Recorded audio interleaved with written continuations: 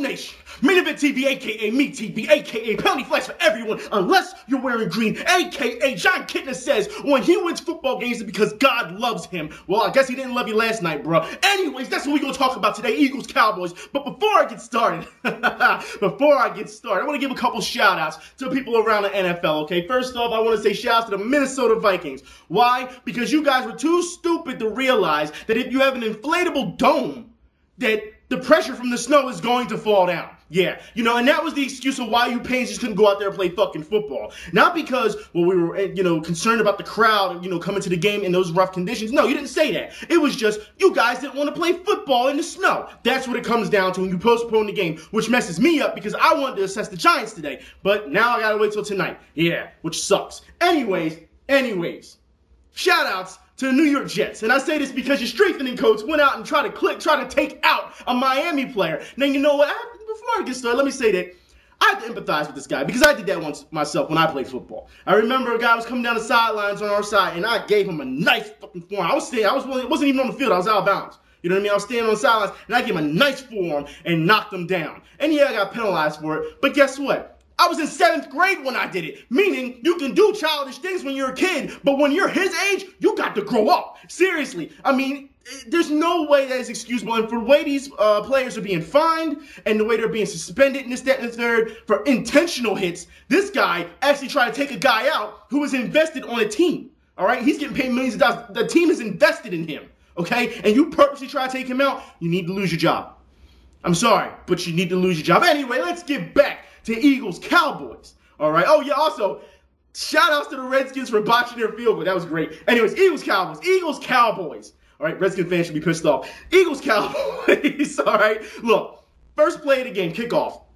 Cowboys face mask on the kickoff, not called. Face mask on Trent Cole. You pulled a man down by his damn helmet, his face mask, no penalty. You knocked Vic out of bounds under the damn bench, damn near, no penalty. Look, I don't understand what's going on. I understand that it's been clear. I'm sure everyone knows by now. He has a target on his back. All right? If you can't contain him, if you can't beat him, hurt him. That's what they've been doing this entire time. Now, let me say that before, I've seen a lot of fans as of last night say, oh, well, Vic, he's still eligible because he's running. Look, when a guy gives up on a play, it doesn't matter if you're a quarterback, running back, receiver, it does not matter. If you give up on a play and you clearly are stepping out of bounds and someone still hits you and you fly that far, guess what? That is unsportsmanlike conduct. That's unnecessary roughness. You get a flag. It does not matter what position you're playing. So I'm tired of hearing all this, well, he plays like a running back and they don't know how to judge him. I'm not trying to hear it. All right? Fact is, it should have been called. And Andy Reid, God bless, you know what? God bless him, because the fact is, he got pissed off and he was fired up. It's great to see Big Red fired up like that. That's what I like to see more often. And Andy Reid did a pretty good job in the red zone. Not great. Don't get me wrong. He still brought David Akers out. But whatever. Anyways, let's get back on it. Offensive line. I know people are going to get on the offensive line. You say, well, they couldn't protect Vic this and third. Offensive line. You are one of my players of the game this week. All right? Offensive players of the week. There's 3 of you. This is the offensive line, LaShawn McCoy, and Michael Vick. I will get to all that. But the fact is, offensive line, they opened up so many holes last night. For LaShawn McCoy to have, 149 yards? Yeah, like I said, they opened up the holes for that. All right? Everyone keeps saying, well, what about the protection on the right-hand side? McNabb never went through it. Look, let me tell you something. All right? I'll explain. McNabb was a right-handed quarterback, so his protection is mostly on the right-hand side. Vic is a left-handed quarterback. His max protection is to his left-hand side. If you notice, when Vic snaps the ball, he looks center, he looks left, and he looks right. I'm sure it's reversed because I'm on the camera, but the fact is, that's how it works. Now, you have to realize, unless it's a right play, unless it's a primary right slash, that's the only time he's going to throw right, unless he's rolling out. All right, we saw that last night. Now, also say, good with the bad, Michael Vick, let me tell you something, all right? First interception was a bad interception. You stood in the pocket, granted, give you a heart for standing in the pocket, collapsing pocket. You tried to thread the needle to Brent Selleck, who didn't have a step on his man. You overthrew him, and he picked off the interception. That's a bad throw, Michael Vick. However, the second interception is not your fault because you're rolling to the right, Macklin comes back, and he doesn't catch the ball. That's on him. That's not on you. I'm not going to get on you for that. You played like a warrior last night, Michael Vick. I give you that. All right? So you're another offensive player of the game. LaShawn McCoy does his thing in the 4th quarter when we need him because I'm sitting here thinking, damn, The Cowboys have a chance to win this game still in the fourth quarter. So we have to run the clock out because you know how the Eagles are going to do. They're not going to take a shot downfield. No. They're going to play conservative football. And what did they do? LaShawn McCoy, first down after first down after first down. That's all he was doing. Offensive line and LaShawn McCoy worked last night. Give them their credit, even though they still had protection problems. And they tried to help Vic on that side because they put the fullback over there. But what happened? DeMarcus Ware pretty just mean-mugged him. He just get the hell out the way, and he still got Vic. So they still tried. So offense did a pretty good job last night. I'm not going to get on receivers yet. Not just yet. Defense. Not just yet. Defense. My God, defense.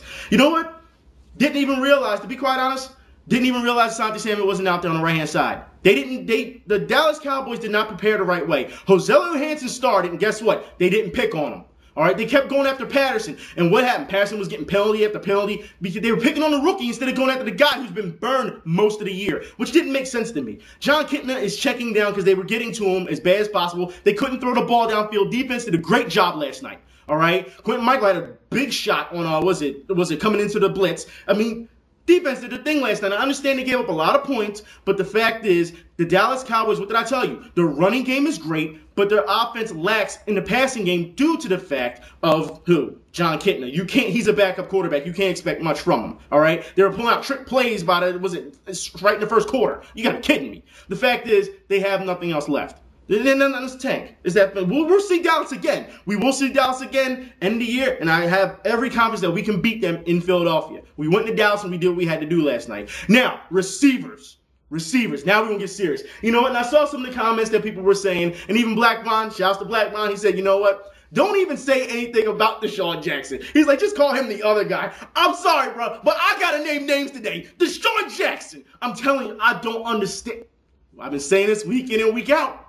I even tried to give up on it last week and say you guys can talk about it amongst yourselves. And what happened?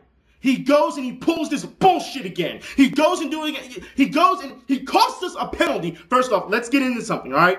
Let me say something about DeSean Jackson because the fact is, great, he played great, all right? Played great. And the fact is, he gets to the end zone, and instead of getting into the end zone, fucking showboat. He decides to fall back in the end zone, and then afterwards, he spikes the ball. After that, not only does that cause 15-yard penalty, but after it, he acts like a diva, runs to the sidelines, and what does he do? What does he do? Oh, I need oxygen. I said, oh, I need oxygen. And what happens? They say, well, you know, he just got finished running all that. And you know what? I understand it. He got finished running that. But he still had enough damn energy to showboat and spike a ball. Now all of a sudden, he's tired. Get the stop. All right? And then, we find out later today that Jason Avant had a big problem with that DeSean Jackson. You know what? Let's run the clip. How about that? Let's run the clip. Let me just tell you quickly what Jason Avant, a veteran Eagles receiver, told our Matt Mosley, the NFC East blogger on ESPN.com. Jason Avant said, I was really mad at DeSean. I love him as a little brother, but I've told him he can't put himself above the team. That was detrimental to the team. So now you got vets pissed off at you. Look, this is destroying the team. I keep telling you this, guys, and he just doesn't listen. He has a history of showboating. You think he would have learned by now. He does not care. It is about him and him only. And then after the game, you know what? Let's not even get after the game. Let's talk about the next offensive series. Because I'm thinking to myself, after the way he showboated, they're going to be gunning for him. And what happens? The linebacker season, what does Sean do? He jumps on the ground because he doesn't want to get hurt because he's pussy. That's why I've been saying to you guys all, I get tired of this dude. I'm telling you. And the fact is, after the game, he wants to celebrate with Michael Vick. Like, they're trying to talk to Vick. They have the camera on both of them, and this is DeSean. What the fuck, DeSean? You don't know how to act? Do you not know? Be a professional. Be a professional. And what did the camera do? They panned off of DeSean to talk to Vick because he got tired of him. Yeah, you gotta be kidding me. You have to be kidding. I'm not trying to hear this anymore about how young and inexperienced. This is a problem in the making. You guys don't understand this. And we all know he's still having problems off the jam. We saw what happens when he can, like in the first play of the game, he came off the button hook, broke his route purposely to go run down the damn field. And yeah, it worked out for us. But understand this. If you were going to break your route on button hooks to go deep, and I'll tell you like this, because, Terrence Newman, he couldn't do anything against him. Okay? Couldn't do anything against him. But the fact is, if you're going to break your button hook route, then you have to break your long routes too to come back and help too. You just can't have one or the other. You can't do that, DeSean. All right? You can't. And I understand that, before anyone jumps on me, I understand DeSean apologized after the game for it. But he was such an ignorant asshole. This is what he reminded me of. Clifford Franklin, terrific day today. Yeah, today was a good day for Clifford Franklin. And Clifford Franklin can't wait till tomorrow, you know, because Clifford Franklin gets better looking every day. You know, we really just began to, you know, scratch the surface to the talent of Clifford Franklin. Clifford Franklin had moves even Clifford Franklin ain't seen yet. Right. Well, you did show us a few of those moves today against Phoenix, but it could be a different story against Dallas next week. Oh, that's really the same story, different chapter, girl. You see, the football is like a one-man cold to Clifford Franklin. Clifford Franklin the only one catching it. Clifford Franklin the only one coming down with it.